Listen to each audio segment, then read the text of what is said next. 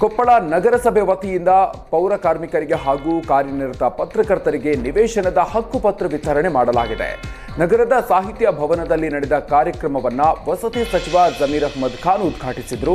ಇನ್ನು ನಗರಸಭೆ ವತಿಯಿಂದ ನಗರದ ಹೊರವಲಯದ ಹಿರೇಸಿಂದೋಗಿ ಬಳಿ ಇರುವ 2000 ಗುಂಪು ಮನೆಗಳ ಸ್ಥಳದಲ್ಲಿ ಪೌರ ಕಾರ್ಮಿಕರಿಗೆ ನಿವೇಶನ ನೀಡಲಾಗಿದೆ. ಕಾರ್ಯಕ್ರಮದಲ್ಲಿ ಶಾಸಕ ರಾಘವೇಂದ್ರ ಹಿಟ್ನಾಳ್, ಅಧಿಕಾರಿಗಳು ಹಾಗೂ ಪೌರ ಕಾರ್ಮಿಕರು, ಪತ್ರಕರ್ತರು ಉಪಸ್ಥಿತರಿದ್ದರು.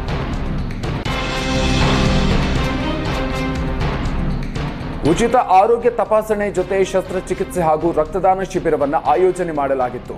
ಕೋಲಾರದ ಮಾಲೂರು ತಾಲೂಕಿನ ಮೋದಿ ನಿವಾಸದ ಬಳಿ ಸ್ವಾಭಿಮಾನಿ ಜನತಾ ಪಕ್ಷದ ನಾಯಕ ಹೂಡಿ ವಿಜಯ್ ಕುಮಾರ್ ನೇತೃತ್ವದಲ್ಲಿ ಶಿಬಿರವನ್ನು ಆಯೋಜನೆ ಮಾಡಲಾಗಿತ್ತು. ಶಿಬಿರಕ್ಕೆ ಬೆಂಗಳೂರಿನ ಸಪ್ತಗಿರಿ ಆಸ್ಪತ್ರೆಯ ಸಿಬ್ಬಂದಿ ಸಾಥ್ ನೀಡಿದ್ರು. ಶಿಬಿರದಲ್ಲಿ ಕ್ಯಾನ್ಸರ್, ಮೂಳೆ, ಹೃದಯ ಸಂಬಂಧಿ ಸೇರಿದಂತೆ ಎಲ್ಲ ರೀತಿಯ ಕಾಯಿಲೆಗಳಿಗೆ ತಪಾಸಣೆ ನಡೆಸಿ ಅಗತ್ಯವಿದ್ದವರಿಗೆ ಸಪ್ತಗಿರಿ ಆಸ್ಪತ್ರೆಯಲ್ಲಿ ಉಚಿತವಾಗಿ ಶಸ್ತ್ರಚಿಕಿತ್ಸೆಗೆ ವ್ಯವಸ್ಥೆ ಮಾಡಲಾಯಿತು. ಜೊತೆಗೆ ರಕ್ತದಾನ ಶಿಬಿರವನ್ನು ಆಯೋಜನೆ ಮಾಡಲಾಗಿತ್ತು. ಕಾರ್ಯಕ್ರಮವನ್ನು ಮಾಜಿ ಸಚಿವ ಕೃಷ್ಣಯ್ಯ ಶೆಟ್ಟಿ ಚಾಲನೆ ನೀಡಿದರು. ಹೊನ್ನಾವರದಲ್ಲಿ ಗರ್ಭಧರಿಸಿದ್ದ ಹಸುವಿನ ಹತ್ಯೆ ನಡೆಸಲಾಗಿತ್ತು. ಈ ಬಗ್ಗೆ ಉತ್ತರ ಕನ್ನಡ ಎಸ್ಪಿ ಎಂ ನಾರಾಯಣ ಹಾಗೂ ಉಸ್ತುವಾರಿ ಸಚಿವ ಮಂಕಾಳು ವೈದ್ಯ ಪ್ರತಿಕ್ರಿಯೆ ನೀಡಿದ್ದಾರೆ.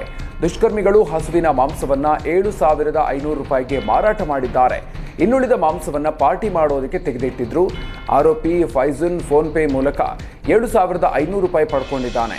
ಇದೇ ಹಣದಲ್ಲಿ ಆರೋಪಿ ಪಾರ್ಟಿ ಮಾಡೋದಕ್ಕೆ ಮುಂದಾಗಿದ್ದಾನೆ. ಈಗಾಗಲೇ ತೌಫಿಕ್ ಹಾಗೂ ಫೈಜನ್ ಎಂಬ ಆರೋಪಿಗಳನ್ನು ಪೊಲೀಸರು ವಶಕ್ಕೆ ಪಡೆದಿದ್ದು, ಬಂಧನದ ಸಂದರ್ಭದಲ್ಲಿ ಫೈಜನ್ ಕಾಲಿಗೆ ಗುಂಡು ಹೊಡೆದಿದ್ದಾರೆ.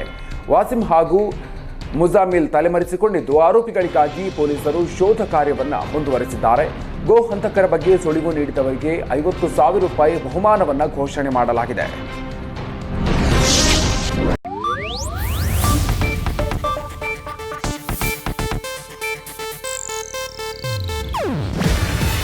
ಇದು ಏಷ್ಯಾನೆಟ್ ನ್ಯೂಸ್ ನೆಟ್ವರ್ಕ್ ಪ್ರಸ್ತುತಿ.